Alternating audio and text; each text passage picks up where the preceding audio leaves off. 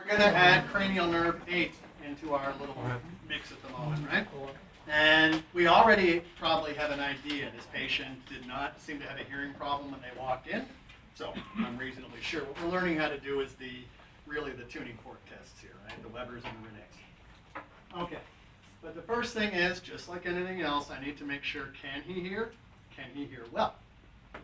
So, whispered fingers is the first one that you were going to do, and basically that's this.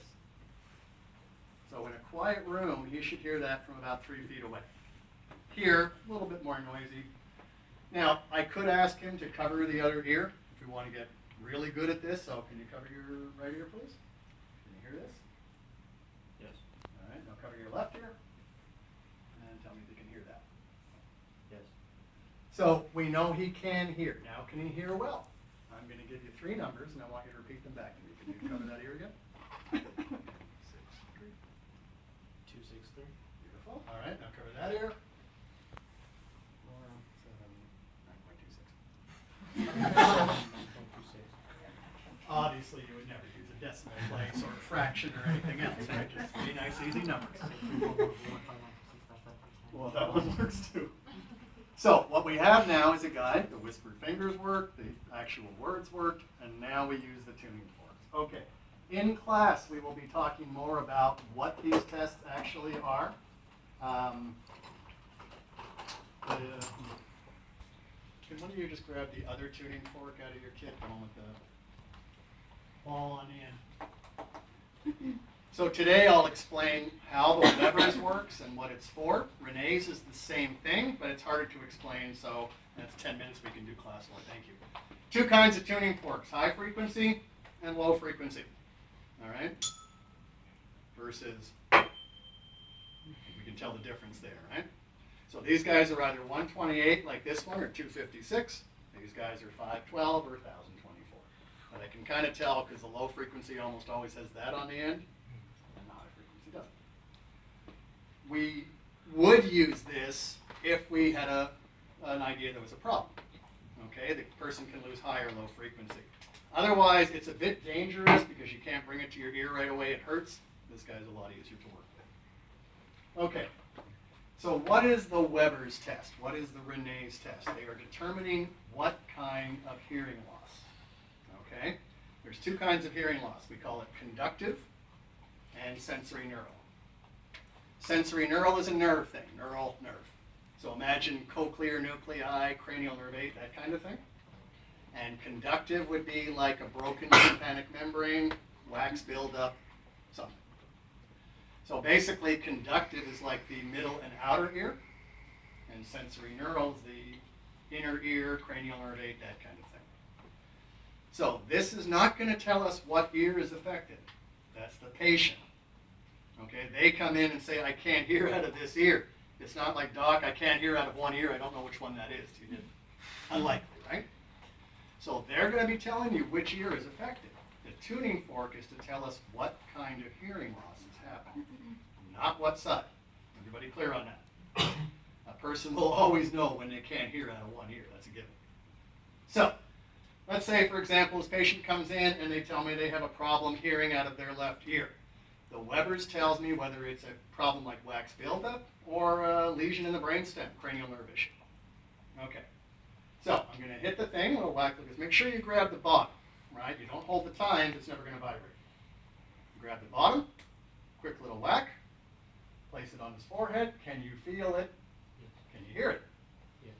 All right, now you do have to make enough contact, right? They don't want to feel the vibration. You want to hear the Tell me when it stops. All right, it should be a little vibrating still, but if it's obviously there's a problem, right? So, I go again. Say, can you feel that? Yes. I'm sorry, can you hear that? Yes. Can you hear it equally in both ears? Yes. As long as he hears it equally in both ears, that should be the case, right, for all of us. Okay. What he's now going to do is simulate wax buildup in his left ear. Can you close off your left ear, please? Okay. So we've just simulated a conductive problem in his left ear. Everybody with me so far? Now, I'm going to ask you to tell me which side you hear it louder on. Left side.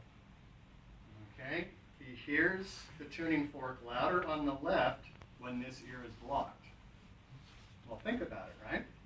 I got the tuning fork here. This ear is only hearing the tuning fork. The good ear is tuning fork and room noise. So he hears it better in the affected ear because that one's got wax buildup or a broken tympanic membrane. So what can I say? When I put the tuning fork, if it goes toward the affected ear, that's a conductive, a mechanical hearing loss. If I put the tuning fork here and he hears it louder in the opposite ear, there's a nerve problem on the left side. Now remember, we know what ear is affected. He's got a problem with the left. If the tuning fork goes to the left, it's conduction problem in the left ear. If he hears the tuning fork louder on the other side, it's a nerve problem in the left ear. Remember, the tuning fork is to tell us what the problem is, not what side. We already know that. So when you go back to your kits, try it on yourself, right? Block one ear, and you'll always hear it louder on that side. That's not a test I ask a patient to do. Okay, I'm not going to tell them to block their ear. You do that so you understand what it feels like. So that's the Weber's test. Will tell us whether it's conductive or sensory neural hearing loss in whatever ear the patient has identified. For the Renee's test, we're going to put it on the mastoid process behind the ear. Okay? Air conduction is better than bone. So at some point he won't be able to hear it anymore against the bone, and then I bring it around to his ear, oh, I can still hear it, because air conduction is better than bone conduction. So, I put it here, tell me if you hear it, yep, tell me when it stops. It stopped now. Can you still hear it? Yes, I can. That's normal. Renee's is going to tell us the same stuff, conductive versus sensory neural, but it's a dumb, complicated test that I don't like, so we'll discuss the actual details in class more. Weber's is easy to remember. Renee's a little bit hard, but they're both looking at the same thing. So how do I do Renee's? I give it a whack. I put it on the mastoid. Let's try it again. Can you hear that? Beautiful. Tell me when it stops. There's no rush. I don't have to go quick. It's fine. Come around. Can you still hear it? Yes. Air conduction is better than bone. So if that's messed up, it would indicate a hearing problem or like conductive or sensory neural, but we'll explain that more in class. How would you test hyperacusis? That is something that he's going to know he has well before he comes in. There's not really a test for it. I mean, this guy could not experience loud noise environments. He would turn his TV way down. He would not go to a movie theater anymore, nothing. Well, it's a major, major effect, so he would know about that well before he came in. You'd come in saying, "Hi, David." He's like, "Oh." That's going to tell me right there. So we don't really test for it.